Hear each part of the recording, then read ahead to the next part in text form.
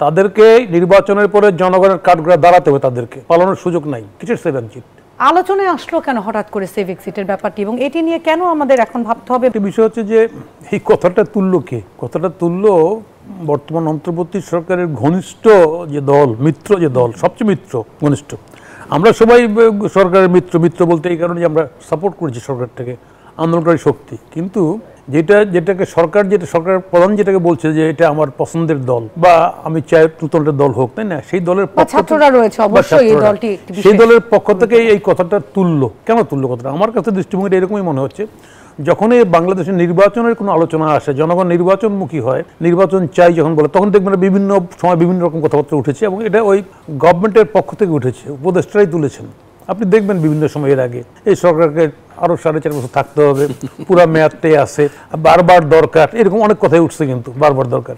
এবং সাম্প্রতিককালে তত্ত্বাবধায়ক সরকারের অন্তর্বর্তী সরকার প্রধান ইউনূস সাহেব বাইরেও কিন্তু বলেছে যে উনি ইচ্ছা করলে কি এরকম 5 বছর 50 বছর এরকম থাকতে পারেন না, কিংবা সরকারের মেয়াদ নির্ধারিত না। তাহলে এই ধরনের কথাগুলো তোলা হচ্ছে আমার ধারণা নির্বাচনের পথটা যাতে মসৃণ না হয়, নির্বাচন নিয়ে ঝামেলা আছে এরকম একটা মেসেজ জনগণকে দেওয়ার জন্য। এটা হচ্ছে মূল বিষয়, যে নির্বাচনটা তো সহজ না। যার কারণে যারা ষড়যন্ত্রকারী শক্তি এরা বলছে কিসের ভোট, কোথায় ভোট, ভোট তো হবে না, এগুলি খামাখা এগুলি লাভলাভি করতেছে। এবং মজার ঘটনা হচ্ছে জামাতের পক্ষ থেকে দেখবেন প্রথম কয়েক ভোট তো আমরা চাই কি পিআর চাই, তো পিআর চাওয়ার পরে কিন্তু সমস্ত জায়গায় প্রার্থী ঘোষণা করে দিচ্ছে ওনারা, তারপরে আগেই তারপর বললো স্থানীয় সরকারের ভোট আগে চাই, সবার আগে জামাত সবগুলো দলে স্থানীয় সরকারের ভোট আগে চাই, এটা বলছে স্থানীয় সরকারের ভোট আগে চাই। তা আমার কাছে মনে হচ্ছে যে সমস্ত পরিকল্পনাই হচ্ছে নির্বাচনটাকে বাধাগ্রস্ত করার। এবং এই যে কথাগুলি উঠতেছে আজকে যে এখানটায় সেভ এক্সিট চাই, অমুক চাই, তমুক চাই, তাই না? সেভ এক্সিট এই গভর্নমেন্ট আসছে, অন্তর্বর্তীকালীন সরকার আসছে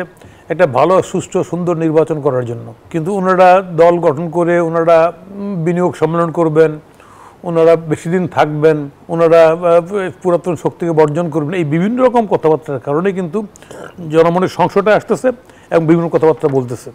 আমি আশা করছি এই জায়গায় এই যে বর্তমান সময়ে এই কথাটা জনগণের পক্ষ থেকে এসছে এবং ওনাদের পক্ষ থেকে এসছে। আমরা শুনতে পাচ্ছি অনেক কিছু উপদেষ্টা নাকি অনেক অর্থবিত্তর মালিক হয়েছেন, অনেক উপদেষ্টার সন্তানদের নামে নাকি পতিত স্বৈরাচারীর যারা পলাতক মন্ত্রী তাদের বিজনেস অদল বদল হয়েছে, মানে মালিকানা পরিবর্তন হয়েছে, শোনা যায় এগুলি তদন্ত হলেই বের হবে এগুলি। তবে আমরা চাই, যেহেতু বিগত স্বৈরাচারী সরকার সামগ্রিকভাবে ব্যবসা বাণিজ্য থেকে শুরু করে মানে জনগণের যে অধিকার, নাগরিক অধিকার, সেটা পর্যন্ত তারা কেড়ে নিয়েছিল, সেই কারণে সেই পথে যারা হাঁটবে, ওই আগের মহাজ্ঞানী যে পথে গেছেন ইনারাও যেন সে পথেই যান। কিসের সেভ এক্সিট?